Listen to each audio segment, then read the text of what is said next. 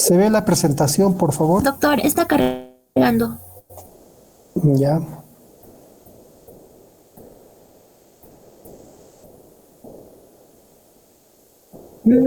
Todavía no, doctor. Bueno, Sí se ve, doctor. ya está, doctor. Ya. Ya se ve. Muy bien. Marcia, te voy a encomendar, por favor, en las siguientes clases que ustedes o tú como delegada crees la reunión en Google Meet, ¿ya? Y Ya, una vez doctor. que ingresen tus compañeros, empezamos a una hora determinada para dictar rápidamente la clase, para no demorar como ahora aceptando el ingreso al Google Meet. Bueno, ahora sí Ya, vamos a doctor. empezar, jóvenes. Muy buenas tardes. Hoy vamos a hablar acerca de la hemorragia digestiva alta. Yo soy el doctor Rubén Ulises Coaquira Mamani. Soy médico gastroenterólogo del Hospital Regional.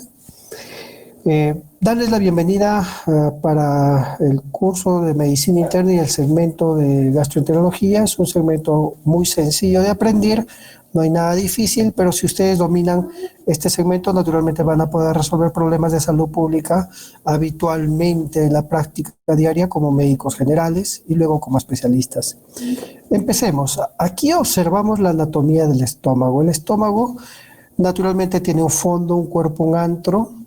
Tiene dos esfínteres, en la parte superior el cardias y en la parte inferior el píloro. Se considera hemorragia digestiva alta a la pérdida de sangre a nivel del esófago, estómago o duodeno hasta el ángulo de Treis. Lo que está señalado con un círculo es la flexura duodeno-yeyunal o ligamento de Treis. De ahí para arriba se habla de hemorragia digestiva alta. Desde el ángulo de Treis o ligamento de Treis hasta la válvula ileocecal, hemorragia digestiva intermedia o media. Y de la válvula ileocecal hacia el recto y el ano, todo lo que corresponde al colon, es la hemorragia digestiva baja. Esa es una forma de clasificar las hemorragias digestivas. Otra manera es en hemorragia digestiva aguda y crónica. Aguda con un episodio agudo y crónica aquella pérdida de sangre generalmente en pequeñas cantidades que forman o determinan un cuadro de síndrome anémico en el paciente que vamos a ver posteriormente, ¿no? Incluso hay TB no positivo, anemia ferropénica, etcétera, etcétera. Por definición se dice que la hemorragia digestiva alta es aquella pérdida de sangre desde la esfínter esofágica superior hasta el ángulo de Treis. Su incidencia varía de 30 a 100 pacientes por 100.000 habitantes y la mortalidad también de 4 hasta 8% de casos, sobre todo aquellos casos donde hay hemorragias digestivas de tipo variciales, donde es más la mortalidad. Clínicamente se manifiesta con hematemesis, melenas y en algunos casos hematoquesia. Tenemos que recordar, como parte del curso, que es hematemesis. Hematemesis es el vómito de sangre fresca, es decir, los vómitos con sangre. ¿Ya? Pero también podríamos presentar vómitos con coágulos, también es hematemesis, y o vómitos con aspecto en borra de café o pozos de café. ¿Ya? Todos esos tres conceptos se definen como hematemesis. Finalmente la melena. La melena son heces negras, brillantes, pegajosas, malolientes, fétidas, que, ojo, no son heces café oscuras, verde oscuras, no. Son heces negras, como el betún, negras, brillantes y alquitranadas, pastosas, con olor sui generis. ¿Ya? En algunos casos, generalmente se ve en hemorragia digestiva alta, pero en algunos casos podría ser también de origen bajo, es decir, del colon. ¿Cuándo? Por ejemplo, se puede formar melena cuando la afección está en el colon derecho y el peristaltismo es lento. Otra situación importante que deben saber es las falsas melenas o pseudomelena. ¿Qué es la pseudomelena? Una persona que presenta deposiciones negras por el consumo de hierro. Sus suplementos de hierro, sobre todo en gestantes, bismuto, espinaca, remolacha, tinta de calamar, entre otros, podrían teñir las heces de color negro o plomo oscuros y confundirnos con una hemorragia digestiva.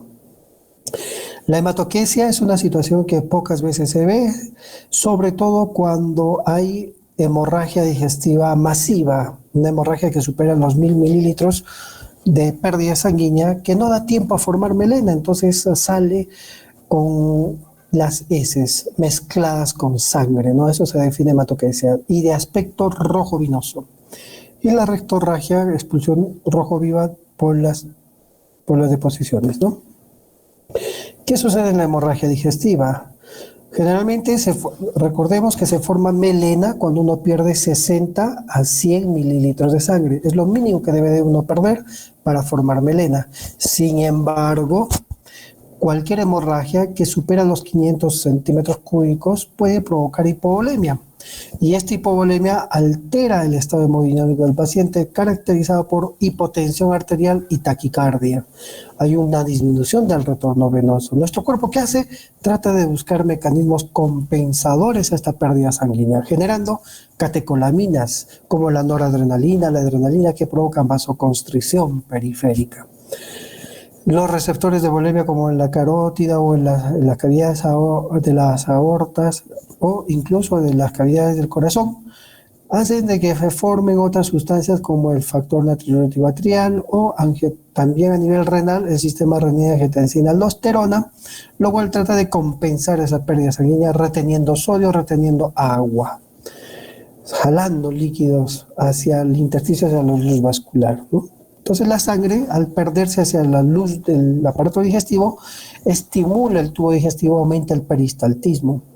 Además hay alteración a nivel de las proteínas, lo que hace que la flora intestinal aumente, y eso genera la formación de más amoníaco, y por ende se eleva la urea en el plasma. Es común ver una hemorragia digestiva alta con urea elevada. Y si el paciente tiene algún signo de hepatopatía crónica, también podría comprometer toda esta situación. ¿Cuáles son las causas de hemorragia digestiva alta? Podemos clasificarlas en dos: varicial y no varicial. La causa varicosa, debido a una hipertensión portal en pacientes que padecen de cirrosis hepática de cualquier tipo, afecciones del hígado, como por ejemplo por hepatitis B, consumo de alcohol, deficiencia de alfa-1-antitripsina, enfermedad de Wilson, hemocromatosis, etcétera, etcétera. Es alta la mortalidad en la hemorragia por varices, 18 a 30%. Y la otra es la no varicial, la causa más frecuente. ¿Cuál es? La presencia de úlceras a nivel de esófago, estómago o duodeno, ¿no? Representa el 55% de casos las úlceras pépticas. Y las causas son variables, ¿no? El uso de AINES, aspirina, la presencia del Helicobacter pylori, úlceras por estrés, por lesión aguda de la mucosa en pacientes hospitalizados en UCI, grandes quemados, etcétera. El síndrome de Mallory-Weiss, ¿qué es? Es un desgarro de la unión gastroesofágica, y esta es debido al esfuerzo que hace uno al presentar vómitos constantes, ¿no? Por ejemplo, después de una... Doctor Rubén. ¿Sí? Doctor Rubén, disculpe, hay una compañera que desea ingresar, pero no le está aceptando. Me dijo que le indique, por chicas, favor. Ya, para evitar esos problemas, es necesario que ustedes, uno de ustedes habilite el Google Meet y pueda aceptarlos. A ver, Ya, voy a ver, doctor. dejar de compartir. Voy a tener que dejar de compartir para poder aceptar. A ver. Un momento. Eso. Ya, mira, para poder admitir a los alumnos, tengo que dejar de compartir la pantalla. Ya, ahí nomás, ya. Los alumnos que lleguen tarde, pues van a tener que ponerse al corriente viendo el video. Tenemos que avanzar. Ya, doctor. Muy bien. Gracias. Sigamos ahora con la etiología. Muy bien, los tumores, ¿no? Es común ver tumores benignos y malignos que pueden llegar a sangrar. El leiomioma es un tumor benigno que puede ser sangrante cuando se ulcera su superficie. El adenocarcinoma, cualquier cáncer localizado en esófago, estómago, duodeno, puede ser causa de hemorragia, ¿no? Una esofagitis hemorrágica, úlceras esofágicas, duodenitis hemorrágica. La lesión de Delafoe, que es una malformación vascular, también puede provocar hemorragia, ¿no? Las angiodisplasias, fístulas aortoentéricas, pólipos, el tratamiento anticoagulante, hemofilia, ¿ya? Sangrado a nivel de la vía biliar, hepática, a nivel del hígado, o vesícula biliar puede provocar hemorragia digestiva alta. Pospapilotomía, que suele autolimitarse, pseudoquiste pancreático, periarteritis nodosa, pseudosantomas, el síndrome de Ehlers-Danlos. Hay muchas causas por las cuales puede uno presentar hemorragia digestiva alta.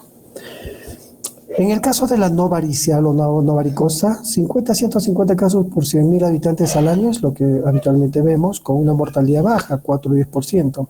Ahora es raro ver una mortalidad de hemorragia digestiva no varicial, porque ya existen técnicas endoscópicas para resolver estos problemas.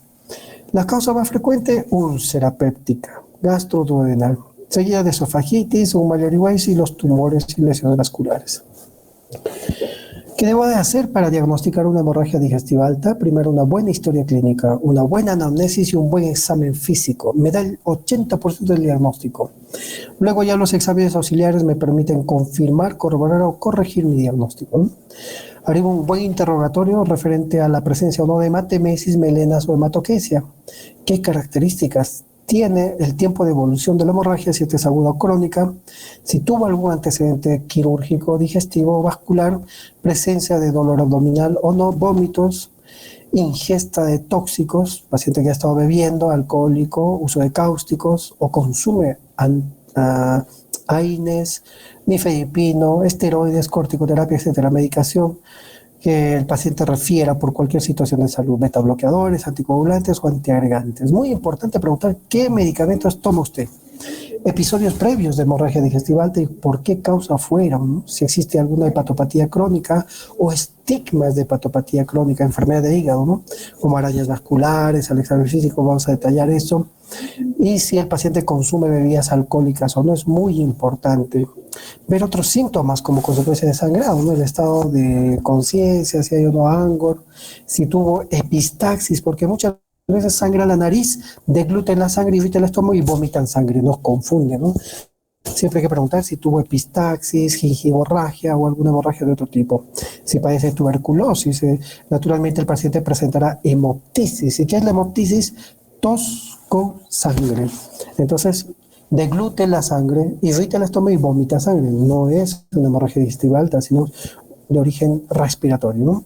Además de eso, la anamnesis va acompañada de la exploración clínica, donde es muy importante los signos vitales. Tenemos que ver la presión arterial, frecuencia cardíaca, respiratoria, inestabilidad hemodinámica, la saturación de oxígeno, la diuresis, ¿no? El color de la piel, suele haber palidez en casos de anemia, pérdidas de gran cantidad.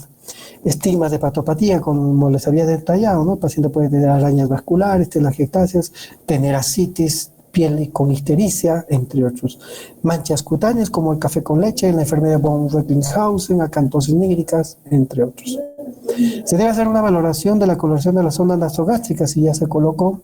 Si no hay sangre, no libera el diagnóstico de hemorragia digestiva alta, porque muchas veces, recuerden que puede estar en el duodeno la hemorragia, la úlcera duodenal, y el estómago está limpio, así que la zona nasogástrica no es fidedigna para el diagnóstico. Se debe comprobar el sangrado también haciendo un tacto rectal al paciente. Hay que evaluar si en dedo de guante se aprecia melena, hematoquesia o rectorragia. El abdomen es muy importante, si es blando depresible, no doloroso, los ruidos conservados. Si hay un abdomen en tabla, un abdomen muy doloroso, con ruidos alejados o abolidos, pensamos en una perforación de víscera hueca, como una úlcera perforada, ¿no? Y complementamos el examen físico con los exámenes auxiliares, dentro de ellos glucosa, creatinina, un perfil hepático, hemograma, perfil de coagulación, la hemoglobina y el hematocrito, muy importantes, pero no indispensables en un inicio, pruebas cruzadas para transfusión de sangre, o electrocardiogramas según signos y síntomas del paciente, y una radiografía de tórax cuando hay duda entre hemoptisis, etcétera, y una endoscopía las primeras 12 horas, ¿no? ¿Cuál es la valoración inicial de la hemorragia? Confirmar si hay una hemorragia. ¿Cómo lo confirmo? Si evidencio la hematemesis o la melena, haciendo un tacto rectal, caracterizo las deposiciones, veo la sonda nasogástrica si esta la posee y examino la cavidad oral, muy importante. Veo el estado hemodinámico del paciente. Recuerden que puede haber cambios ortostáticos, es decir, hipotensión inicialmente ortostática. ¿Y cómo se define este ortostatismo? Ahí está en un cuadrito, ¿no? es el descenso de 10 milímetros de mercurio de la presión arterial sistólica respecto al decúbito. Es decir, estaba echado y luego se sentó. O el incremento de 10 latidos por minuto de la frecuencia cardíaca. ¿Y de qué me habla esto? Pérdidas de sangre. ¿Cuánto? Entre 1000 y 1500 ml de sangre. Es decir, si el paciente se siente mareado al cambiar la postura, puede estar perdiendo mucha sangre. Y si sus signos vitales se alteran de esta manera, está perdiendo mucha sangre. Y si hay hematoquesia, peor aún. Si hay hipotensión taquicardia, confirmado este paciente está con una hemorragia masiva. Hay que ver los signos de vasoconstricción periférica. El paciente puede tener palidez, sudoración, piel fría, un mal relleno capilar. Se debe de colocar una sonda vesical si el paciente está con shock hipovolémico. ¿Ya? Entonces, para cuantificar la diuresis, lo ideal, 0.51 ml km/minuto. Si este es menor a 30 ml hora, indica inestabilidad hemodinámica. Ese paciente puede llegar a desarrollar una falla renal aguda renal. Se debe vigilar el estado de conciencia, ¿no? El paciente suele estar intranquilo, con estupor, confusión, convulsión, o puede llegar al coma cuando es una hemorragia masiva. Muy bien, o tener falla de órgano, síncope, incluso liguria. Una vez que he hecho todo esto, me apoyo a otros exámenes, ¿no? Una vez estabilizado el paciente, se hace una endoscopía o gastroscopía, que suele hacerse las primeras 12 horas, muy urgente, y tiene correlación con la eficacia del diagnóstico endoscópico y el terapéutico. ¿Qué me permite la endoscopía? Confirmar el diagnóstico de la causa y me permite hacer terapéutica cuando está contraindicado, cuando hay infarto agudo de miocardio reciente o una insuficiencia respiratoria severa, un paciente que está en coma, o cuando hay perforación de víscera hueca o sospecha de perforación de víscera hueca. Entonces, en algunos casos en particular, sobre todo con alteración del estado de conciencia y hay hemorragia activa, se suele estabilizar al paciente y colocar incluso un tubo endotraqueal, intubado al paciente, asegura la vía aérea y le puede realizar la endoscopía, ¿no? La arteriografía se reserva en aquellos casos donde no se puede hacer la endoscopía y se puede ver el punto de sangrado, ¿no? Sobre todo cuando el sangrado es activo entre 0,5 ml por minuto. En algunos casos se utiliza la cápsula endoscópica, por ejemplo, cuando uno tiene duda entre una hemorragia digestiva alta o baja. Puede ser intermedia o media, es decir, podría el origen estar en el intestino delgado. Hago una endoscopia alta y no hay nada, no hay punto de sangrado, ni siquiera hemorragia. Entonces pienso, puede ser una baja. Hago una colonoscopia, tampoco hay nada. Entonces le doy el diagnóstico de hemorragia digestiva probablemente intermedia o media. Le hago una cápsula endoscópica, ingresa la cápsula, que es un dispositivo de nanotecnología de última generación, y me hace un escaneo, fotografía todo el intestino delgado y en 3 horas sé dónde está el punto de sangrado. Posteriormente procedo a una enteroscopía. La enteroscopía me permite evaluar el intestino, por ese entero intestino delgado, y me permite hacer terapéutica. Otros exámenes que suelen utilizarse rara vez son la gamografía con marcador de magnesio 99, entre otros, ¿no? El gol estándar siempre es la endoscopía. La ecografía y la tomografía me permiten saber si hay una tumoración, un problema de la vía biliar, entre otros, o como un aneurisma, un pseudoquiste pancreático. Y la laparotomía exploratoria se reserva al final cuando no se encuentra el punto de sangrado. Muy bien, tengo un paciente con hemorragia digestiva alta y la causa es una úlcera. Entonces la úlcera puede tener varios tipos de afección directamente en la úlcera, ¿no? Para eso me valgo en la clasificación de Forres, que me permite hacer pronóstico, ve el riesgo de resangrado, el riesgo de volver a sangrar, y también me permite hacer terapéutica, ¿ya? El Forres, ¿qué dice? Forres tipo 1 habla de una hemorragia activa. Forres tipo 2 estima de un sangrado reciente. Forres de tipo 3 no hay sangrado activo. Como ven ahí, el tipo 1 se subclasifica en 1A, sangrado a chorro, porque el origen es una arteria. 1B, sangrado en sábana o babeante. Y el Forres 2 estima de sangrado reciente. 2A, vaso visible. 2B, lesión con coágulo adherido. Y 2C, cuando hay una base oscura, base negra. Y el Forres 3 no existe estigmas de sangrado. Como ven, Forres 1, hemorragia activa. El riesgo de resangrado es 85, a veces hasta 90%. Y el Forres 2, 35-25%, ¿no? Y el Forres 3, 5-7%. Hay una clasificación evolutiva de la hemorragia digestiva, ¿no? Por ejemplo, puede haber una hemorragia limitada, cuando la presencia durante más de 12 horas persiste de esto, ¿no? O persistente o recidivante con signos de hemorragia con repercusión hemodinámica o descenso del hematocrito en 6 puntos pasadas las 24 horas. Otra forma de clasificar la hemorragia es en leve, grave y crítica, ¿no? Algunos consideran una leve, moderada, grave y crítica. Parece como algo de las funciones vitales, ¿no? Presión arterial sistólica más de 100, frecuencia menos de 100, leve.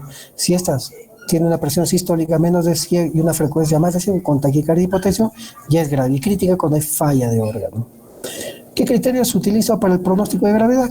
La edad, más de 55 años, la forma de presentación, un paciente con inestabilidad hemodinámica, shock, es de mal pronóstico, shock hipovolémico, enfermedades asociadas, problema cardíaco, renal, respiratorio, hepático, mal pronóstico, descenso de la cifra de hemoglobina por debajo de 8, algunos dicen menos de 7, ya es de mal pronóstico, unidad de sangrado, transfusión, cuando requiere politransfusiones de sangre o recidivas, ¿no? Y signos endoscópicos, signos de hemorragia, localización de la lesión, y si esta es varicial, son de mal pronóstico. ¿Cómo trato una hemorragia digestiva en general? Primero, medidas generales, ¿no? ¿Qué medidas utilizo? Reanimación y estabilización hemodinámica. Siempre veo las funciones vitales del paciente.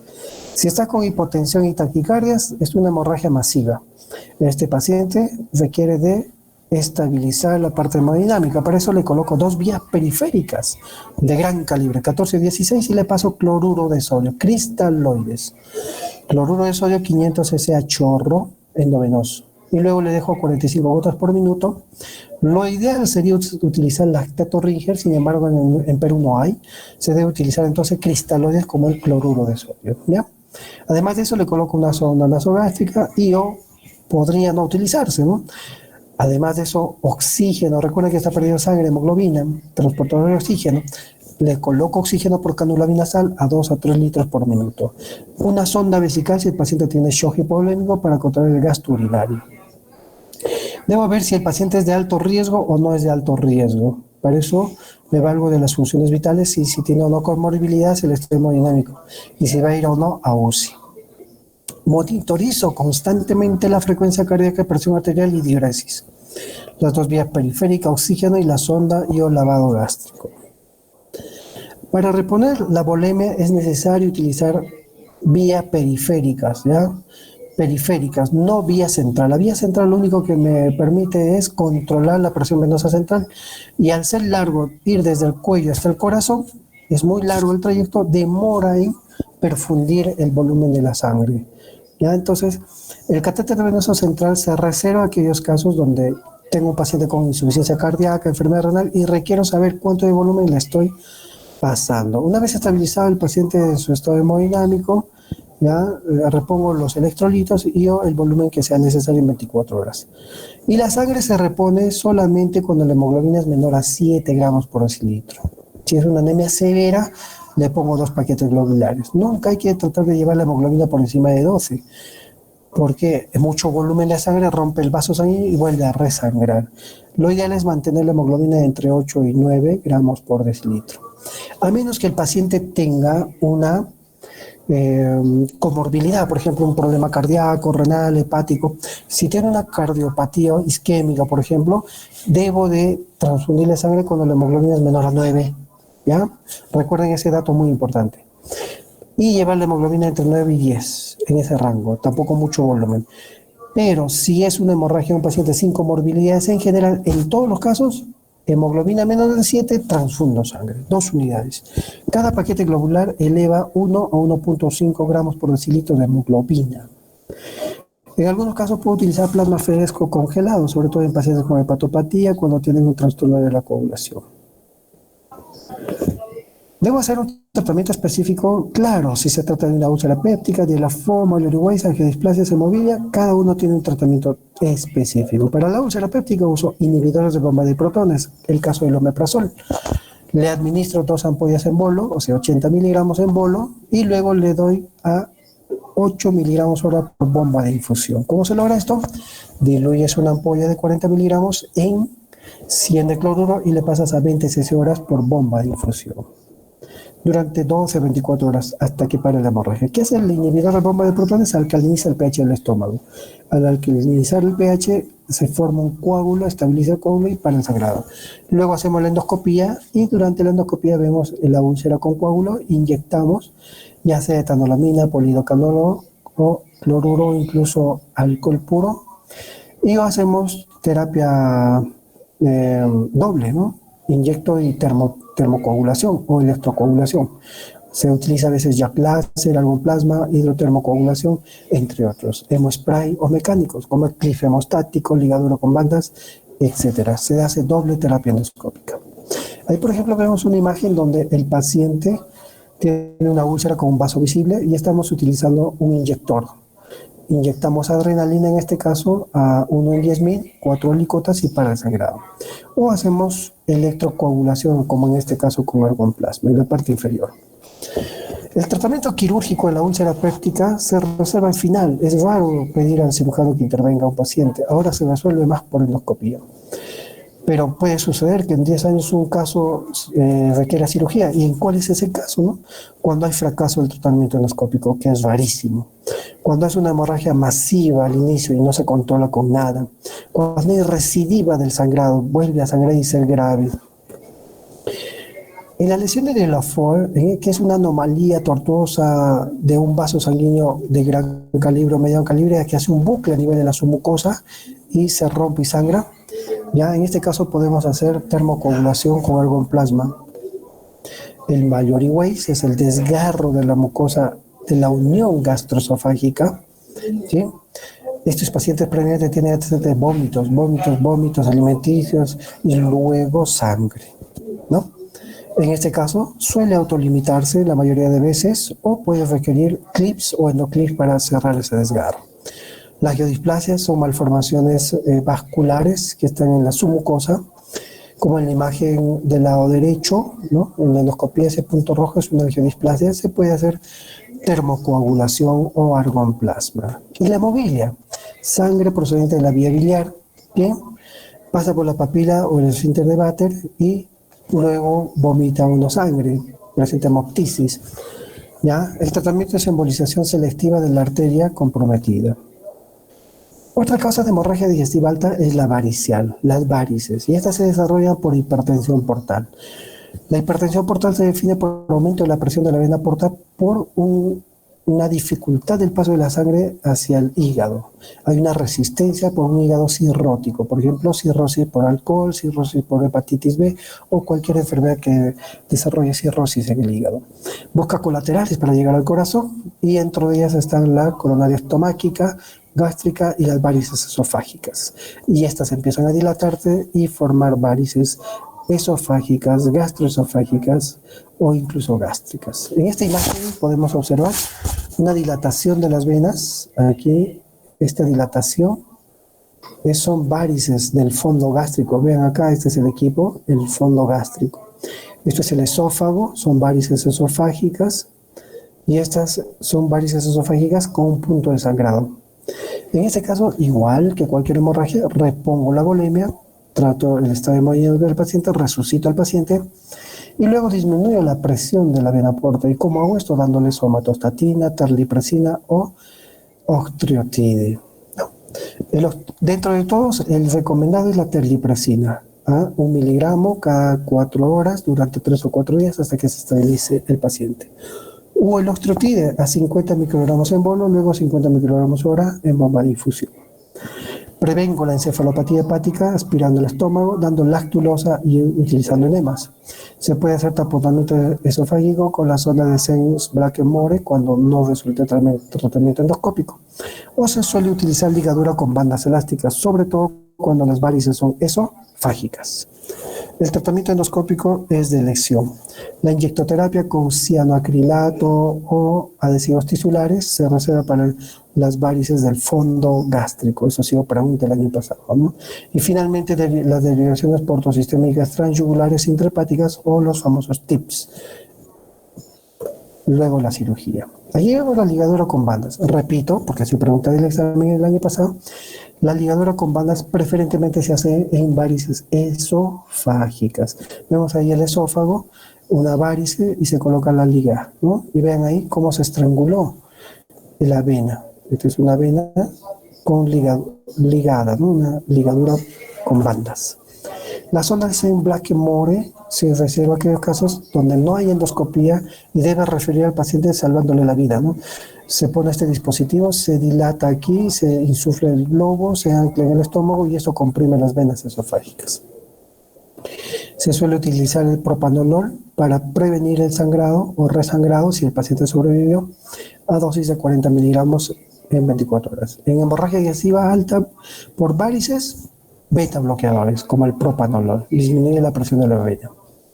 ¿Y cuál es el algoritmo finalmente de la hemorragia digestiva alta varicial? Primero estabilizo al paciente, le hago una endoscopía, defino si requiere ligadura o escleroterapia. Ligadura más para esófago y escleroterapia para fondo gástrico. Varices de fondo gástrico. Utilizo vasopresores como somatostatina, terlipresina o octreotide, de preferencia terlipresina. Si cede la hemorragia, asocio al tratamiento médico somatostatina. Y o no recidiva, farmacoterapia con beta bloqueadores propanol. Si es recidiva, tratamiento endoscópico nuevamente, ¿no? Si persiste y no tengo con qué ayudarme endoscópicamente, en la zona de Blackmore. Finalmente puede usar TIRS o requerir cirugía. Muy bien, chicos lindos. Eso es. Eso sería todo. Por favor, en la próxima sesión vamos a resolver todas sus dudas y preguntas respecto al tema. Muy bien, jóvenes, me despido. Les pido, por favor, para la siguiente sesión donde van a hacer sus preguntas, también tengan una respuesta cortita a la duda que tengan, ¿ya? Y adicionalmente les voy a mandar unos videos de algunas clases para que lo puedan ir revisando.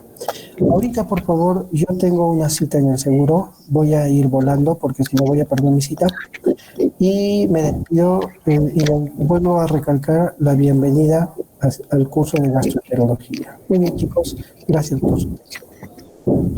Gracias, doctor.